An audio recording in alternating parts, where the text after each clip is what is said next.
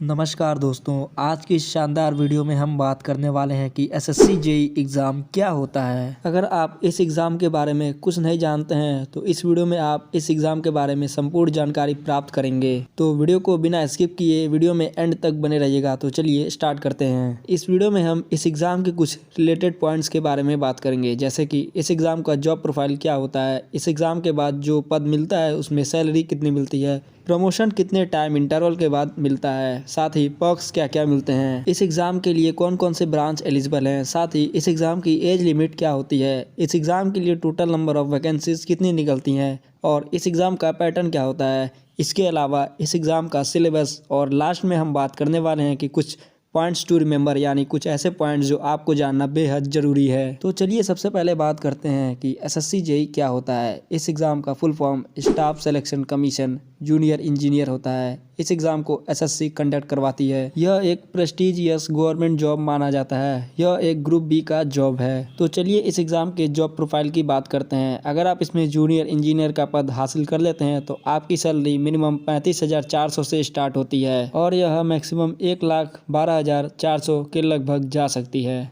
Promotion की बात करें तो इसमें कुछ ऐसा स्टेप है, पहले आप जूनियर इंजीनियर बनते हैं, फिर आपको असिस्टेंट इंजीनियर बनाया जाता है, उसके बाद आप एग्जीक्यूटिव इंजीनियर के पद पर आ जाते हैं। इसमें सालों लग सकते हैं। जनरली जूनियर इंजीनियर से असिस्टेंट इंजीनियर पर प्रमोशन 5 से 6 साल में हो जाता है। साथ ही यह आपके कार्य कौशल पर भी निर्भर करता है कि आप इसके लिए कितने कुशल या फिर योग्य हैं। इसके बेसिस पर भी आपके प्रमोशन के समय में अंतर आ सकता है। पर्क्स की बात करें तो आपको इसमें कई सारी सुविधाएं दी जाती हैं, जैसे कि dearness allowances, medical allowance, house rent allowances यानी एचआरए, फ्री वर्क टिप्स यानी आप कार के लिए कहीं बाहर जाते हैं तो वो आपके लिए लगभग फ्री रहता है, ट्रैवलिंग अलाउंस, पेड लीव्स, साथ ही इसमें आपको पेंशन भी देखने को मिल जाता है जो काफ़ी बेहतर चीज़ है। तो चलिए बात करते हैं कि इस एग्ज़ाम के लिए कौन कौन से ब्रांच एलिजिबल हैं। इस एग्ज़ाम के लिए लगभग 3 ब्रांच ज़्यादा एलिजिबल होते हैं, जैसे कि मैकेनिकल इंजीनियरिंग, सिविल इंजीनियरिंग और इलेक्ट्रिकल इंजीनियरिंग। इनमें से किसी एक में आपने डिप्लोमा या फिर इंजीनियरिंग हासिल की है तो आप इसके लिए एलिजिबल हो जाते हैं और इसमें अच्छी जॉब पोस्ट के लिए आप अच्छी तरह से योग्य हो जाएंगे।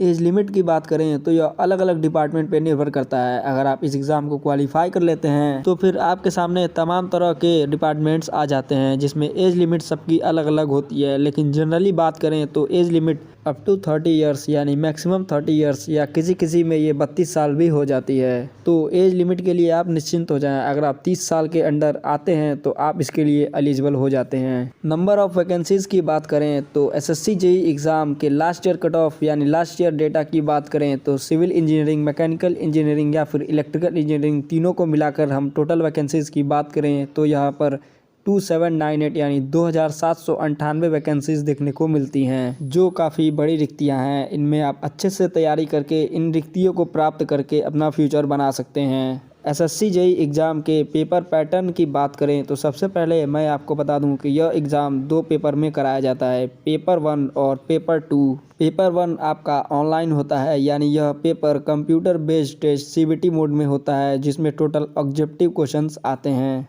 वहीं पेपर 2 आपका पूरी तरह से रिटन एग्जामिनेशन की तरह होता है। पेपर 1 में टोटल 3 सब्जेक्ट होते हैं जिसमें से क्वेश्चन पूछे जाते हैं, जिसमें से सबसे पहला सब्जेक्ट है जनरल इंटेलिजेंस एंड रीजनिंग, दूसरा जनरल अवेयरनेस और तीसरा जनरल इंजीनियरिंग।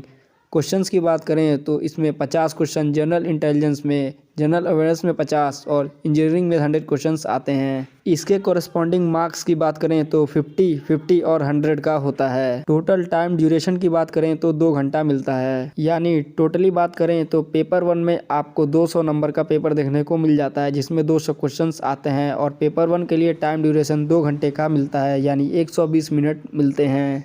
दोस्तों, अगर नेगेटिव मार्किंग की बात करें तो पेपर 1 में नेगेटिव मार्किंग होता है और यह 1/4 होता है। मतलब अगर आप एक क्वेश्चन के लिए 1 नंबर सही पाते हैं तो अगर एक क्वेश्चन गलत कर देते हैं तो आपको उसमें से 0.25 मार्क्स कट कर दिए जाते हैं। चलिए पेपर 2 यानी रिटन एग्जामिनेशन के पैटर्न की बात करते हैं। तो दोस्तों, इसमें इंजीनियरिंग सब्जेक्ट से क्वेश्चन पूछे जाते हैं, यानी आप जिस भी ब्रांच से, चाहे वो सिविल हो, मैकेनिकल हो या फिर इलेक्ट्रिकल, आप जिस भी ब्रांच से अपनी डिप्लोमा या ग्रेजुएशन कंप्लीट कर चुके हैं उससे रिलेटेड आपको क्वेश्चन पूछे जाते हैं। पेपर 2 के मार्क्स की बात करें तो इसमें टोटल 300 मार्क्स का पेपर होता है और समय आपको 2 घंटा यानी 120 मिनट देखने को मिलता है और नेगेटिव मार्किंग की बात करें तो इसमें कोई भी नेगेटिव मार्किंग दे नहीं होता है, यानी अगर आप कोई क्वेश्चन गलत भी कर देते हैं तो पेपर 2 में किसी भी तरह का नेगेटिव मार्किंग या माइनस मार्किंग नहीं किया जाता है। इसके सिलेबस की बात करें तो दोस्तों नॉन टेक्निकल में जैसे जनरल इंटेलिजेंस एंड रीजनिंग में आपको रीजनिंग की अच्छी प्रैक्टिस करनी होगी, और जनरल अवेयरनेस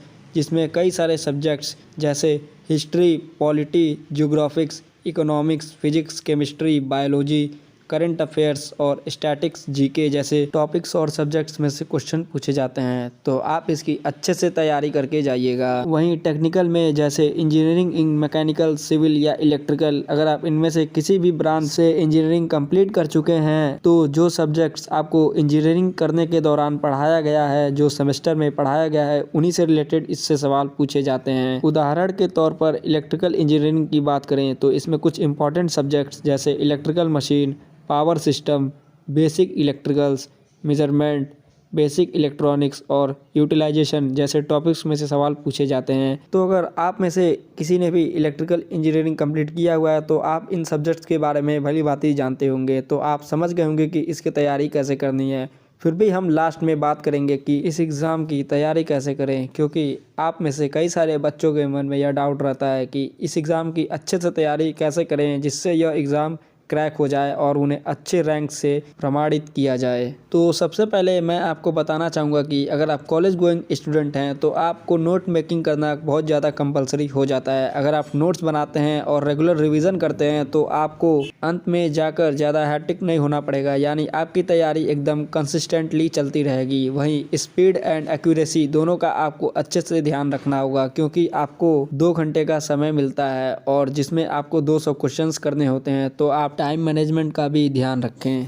साथ ही डेली प्रैक्टिस और रेगुलर टेस्ट से अपनी एक्यूरेसी और एफिशिएंसी को बढ़ाएं। और आपकी जानकारी के लिए मैं आपको बता दूं कि इस एग्ज़ाम में मैथ से रिलेटेड बहुत ज़्यादा क्वेश्चंस आते हैं, क्योंकि यह एग्ज़ाम इंजीनियरिंग कैंडिडेट्स के लिए कराया जाता है, तो इसमें आपका मैथ सब्जेक्ट्स का स्ट्रॉन्ग होना काफ़ी ज़्यादा इम्पॉर्टेंट है। इसके लिए आपको डेली 6 से 7 घंटे पढ़ाई लगातार करनी होगी और एफिशिएंसी वाइज करनी होगी, जिससे आप इस एग्ज़ाम में अच्छी रैंक प्राप्त कर इस एग्ज़ाम को क्रैक कर पाएँ। तो दोस्तों इस वीडियो में बस इतना ही। अगर आपको एसएससी जेईई के बारे में कोई और भी नॉलेज अधूरी रह गई हो तो प्लीज़ आप हमें नीचे कमेंट बॉक्स में कमेंट करके बता सकते हैं। और वीडियो पसंद आई हो तो वीडियो को लाइक कर दीजिएगा, और ऐसे ही वीडियोस को देखने के लिए एग्ज़ाम वाले भैया चैनल को भी सब्सक्राइब कर दीजिएगा। और ऐसे ही इन्फॉर्मेटिव वीडियोस को मिस ना करने के लिए आप हमारे चैनल को सब्सक्राइब करने के साथ बेल आइकन को भी दबा दीजिएगा, क्योंकि जब भी हम नया वीडियो अपलोड करेंगे तो उसकी नोटिफिकेशन आपके पास तुरंत प्राप्त हो जाएगी। तो दोस्तों इस वीडियो में बस इतना ही। चलिए मिलते हैं नेक्स्ट वीडियो में, तब तक के लिए जय हिंद, वंदे मातरम।